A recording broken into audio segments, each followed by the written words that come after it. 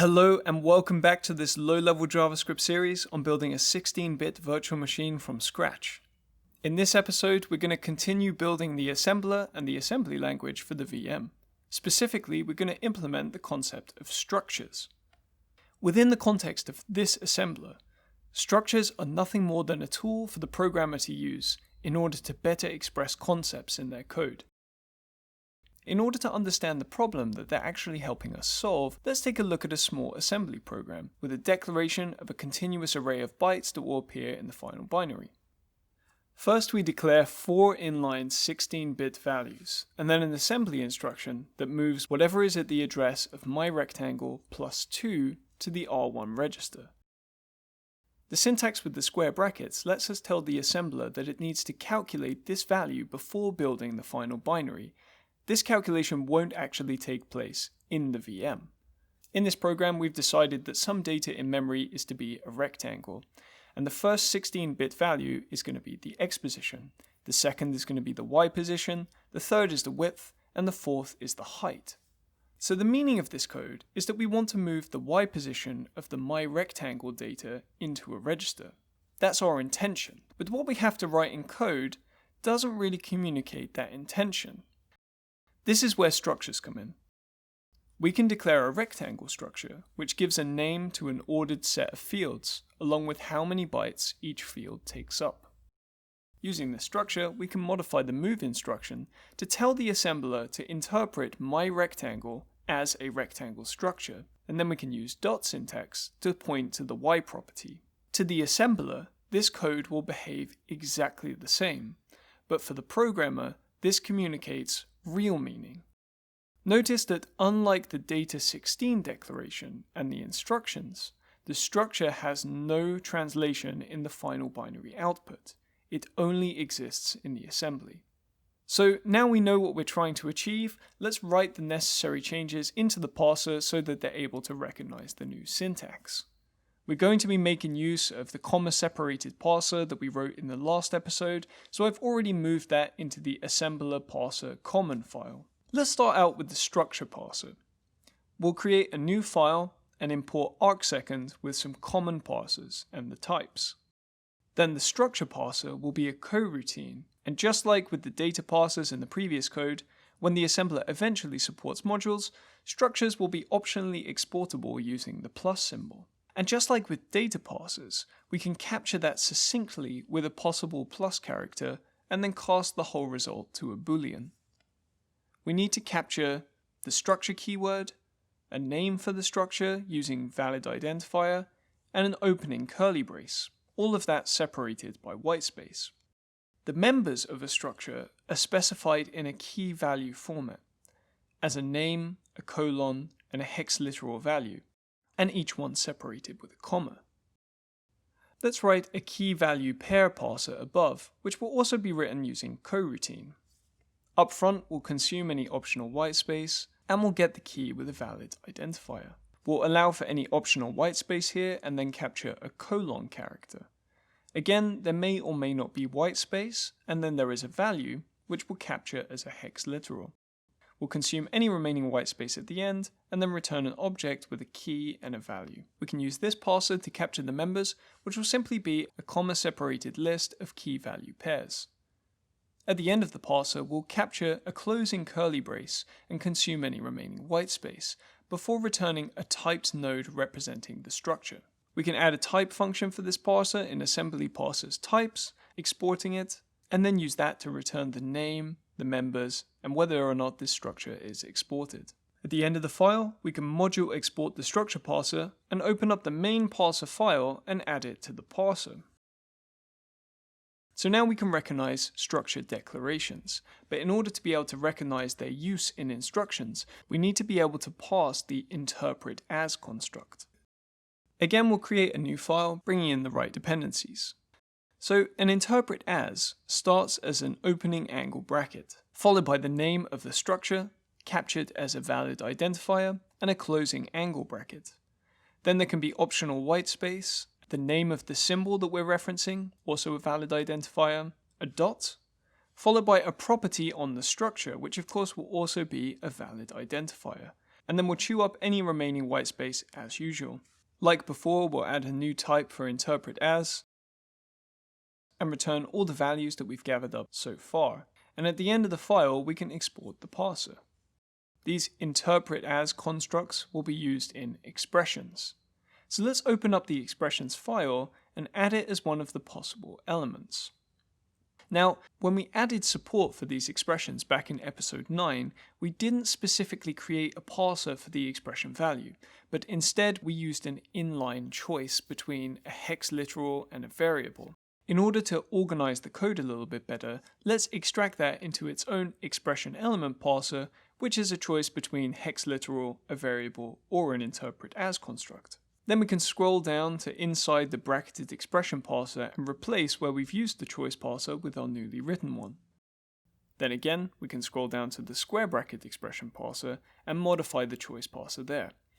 We can't get rid of it entirely this time since it also needs to capture bracketed expressions, but we can just remove the two specific parsers and replace them with our expression element. That's everything we need to be able to parse these constructs into AST nodes. But in order to make use of them in the final binary output, we need to also add some functionality to the actual assembler code. Let's start out by writing a new test program, and actually we can just use the example from the beginning here, so I'll paste that in. Now, in order to be able to use the information contained within the structures, we're going to have to build up a representation of them before generating machine code, just like we do for labels, data, and constants. But structures are a little bit different from other kinds of symbolic data, so we'll need a new object to track them. Up until now, in this piece of code where we resolve symbolic data, we've been playing fast and loose with the names, simply writing into our symbolic names table without performing any checks. This leaves us open to naming collisions, which will be a real pain to try to debug later. Let's add an if statement that checks if we already have this name in the symbolic names table and throw an error if we do. We can also do that for constants and for data. Now we can add a case for the structure node, first performing the exact same check and erroring out in the case where a name collides. If everything is okay there, we can add an entry into the structures table, which for now will be an object with a members key inside, also an object. In the future, we'll actually add some more fields here representing if this structure is exported and perhaps some other information, but for now we only need the members. For every member of this structure, we want to keep track of the offset of the member, that is the byte where this member starts, and its size, that is how many bytes it takes up. So to do that, we can keep track of a local variable called offset starting at 0. Then we can iterate through every member, extracting the key and the value fields.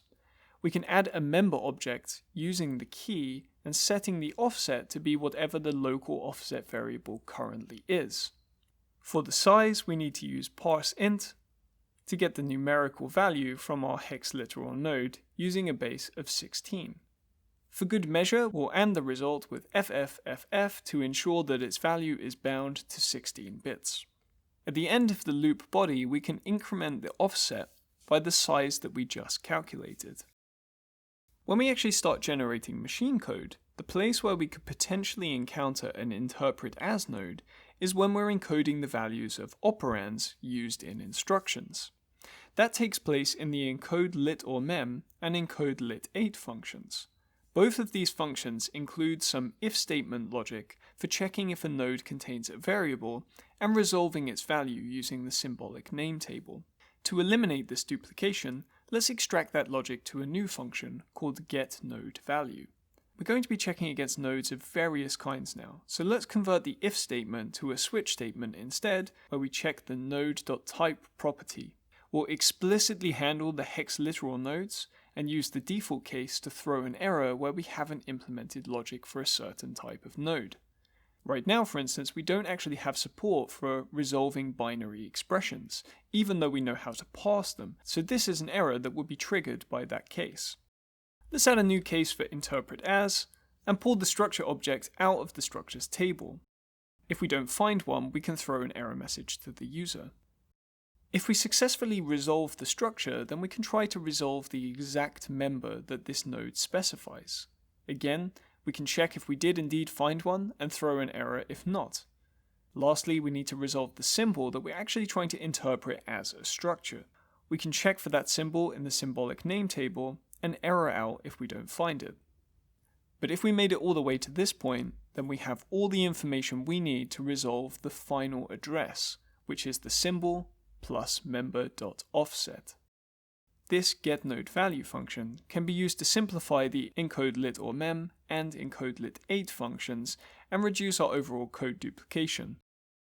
And after scrolling down to the logic responsible for machine code generation and adding a condition for skipping structure nodes, we have everything we need to be able to test if the assembler is working.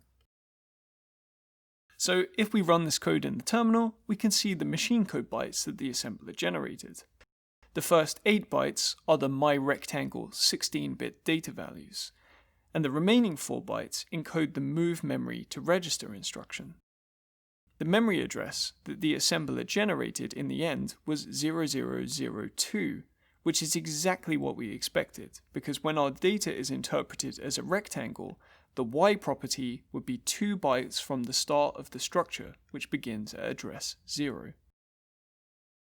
We can truly assure ourselves that this code is working by moving the data16 declaration below the assembly code, so that the reference data actually comes later in the binary. Now we can see that the move memory to register instruction comes first, and that the memory address that's referenced is 0006.